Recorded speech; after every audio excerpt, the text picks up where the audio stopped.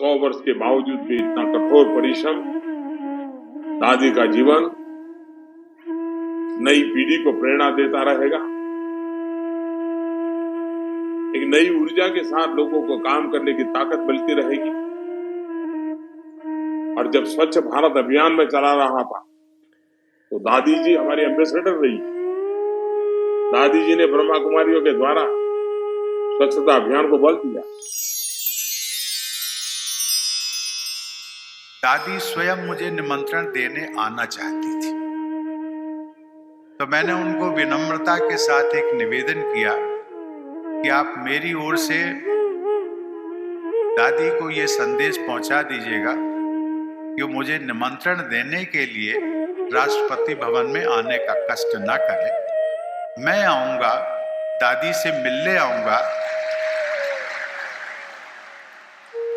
दादी को सुनने आऊंगा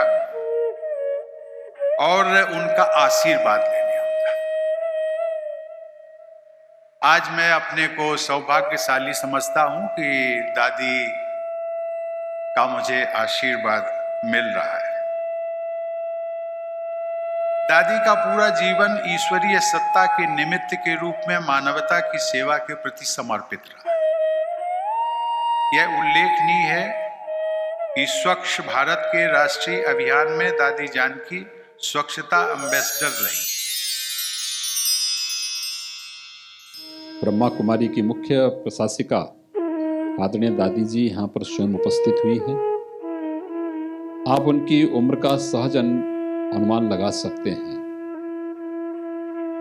आज वो 104 वर्ष की हैं। यानी हम सबको उस युग की याद दिला रहे हैं जब हम लोग इस बात को मानते रहे हैं कि भगवान कृष्ण के बारे में कहा जाता था कि 125 वर्ष की उम्र में भी उनके अंदर वही स्फूर्ति थी, वही भाव थे जो एक नौजवान के अंदर देखने को मिलते हैं।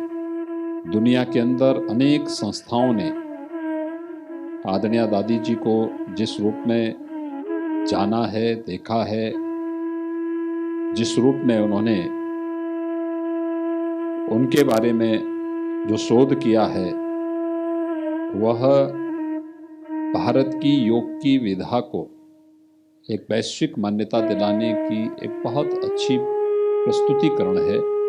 मैं आदरणीय दादी जी का हृदय से अभिनंदन करता हूं, उनका स्वागत करता हूं।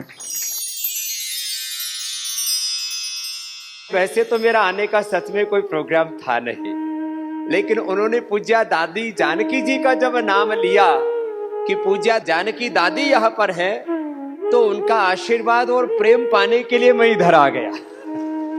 जानकी दादी is not only spiritual head of Brahma Kumaris, she is the spiritual head of our country.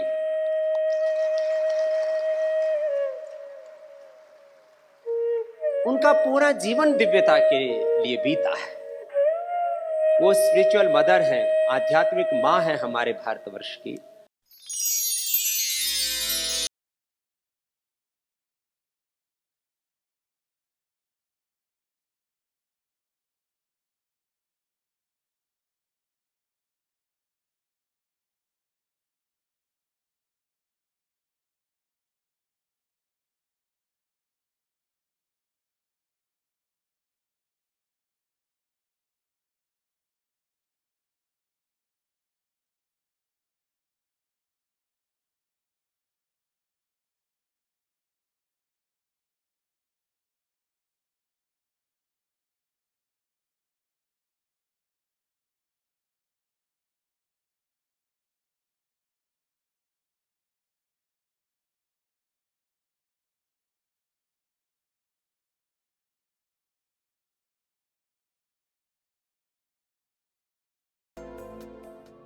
One of the spiritual giants, that have come to the full expression of what a human being can be. She's just like that. She's smart. She is a little bit irreverent. She is the one who will tell you what's true about you. And you have to rise to the vision that she has for you, and that's a challenge. And she started talking to me about conscience and how our conscience has become clouded with so many influences. And I said, well, how does one clean the conscience? And she said, through meditation.